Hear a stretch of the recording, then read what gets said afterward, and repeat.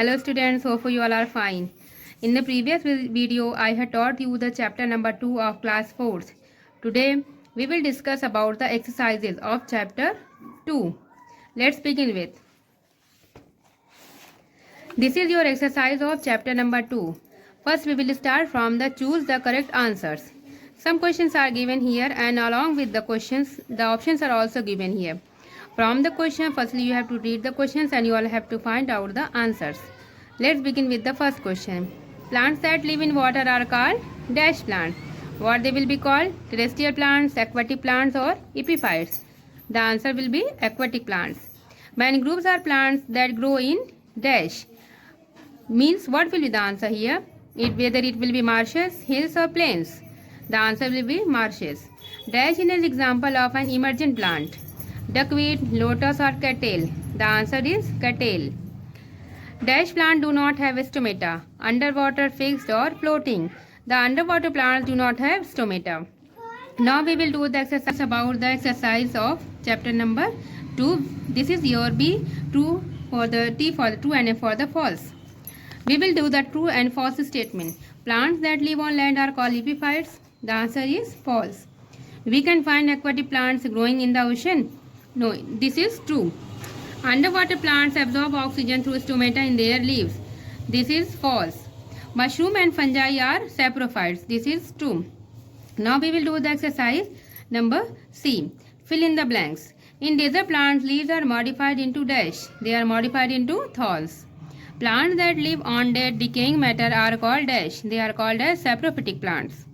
Roots that grow above the ground are called as breathing roots. Underwater plants have dash and dash leaves. Which type of leaves they have? They have narrow and flexible leaves. Now, we will do the exercise number D, which is give 2 examples for each of the following. Coniferous trees. We have to give the 2 examples for coniferous trees. The examples are pine and fir. Plants that grow in coastal areas. There are 2 plants, which are coconut and palm. Floating plants, water hyacinth and duckweed. Carnivorous plants, Venus flytrap and pitcher plant. Now we will discuss the exercise number E. This is answer these questions in brief. This is your short answer questions which you will have to give the answers in brief. So let's begin with. This is your answer these questions in brief. First one, what is adaptation? You have to explain what is adaptation.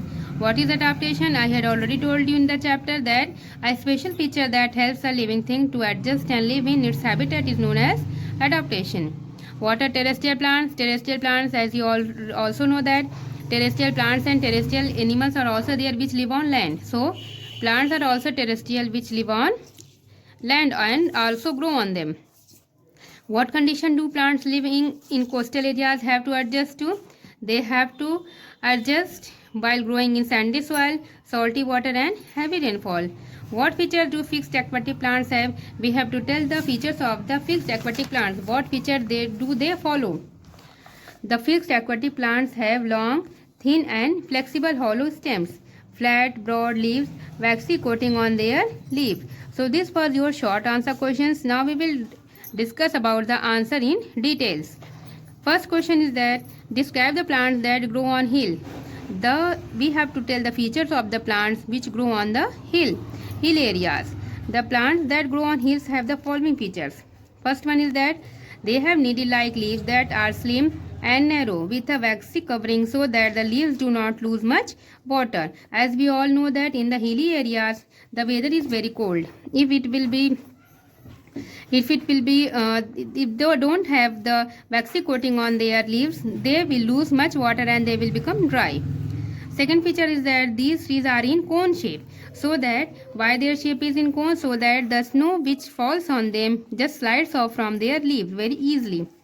They have cones with seeds instead of flowers. They don't have flowers, they have cones which bear seeds. What are the features that help desert plants to survive? Now we will discuss the features of the desert plants.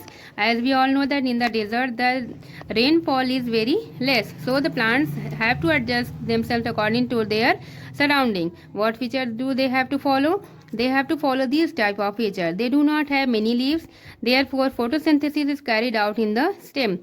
Mostly they don't have leaves. Their leaves are modified into the stem. So the photosynthesis is carried out through the stem. They have fleshy stem as they store water. You must have seen the plant of the cactus. You must have seen that it does not have leaves. In spite of the leaves, it has a stem which stores water, and it is also fleshy in the structure. They modified their leaves into the thorns so as to prevent loss of water during transpiration. Their leaves are mostly modified into the form of the thorns. Now we will discuss about the third question. Describe the structure of floating plants. What will be the structure of the floating plants? Floating plants have thick, light, spongy stems filled with air so that they can float. They do not have fixed roots. They have stomata on the upper side of the leaves. So this was your question of chapter number 2. Your exercise of chapter number 2 is completed. Write all these questions, short question answers and long answers, question answers in your homework copy. Learn them and read them. Till then, stay home, stay safe.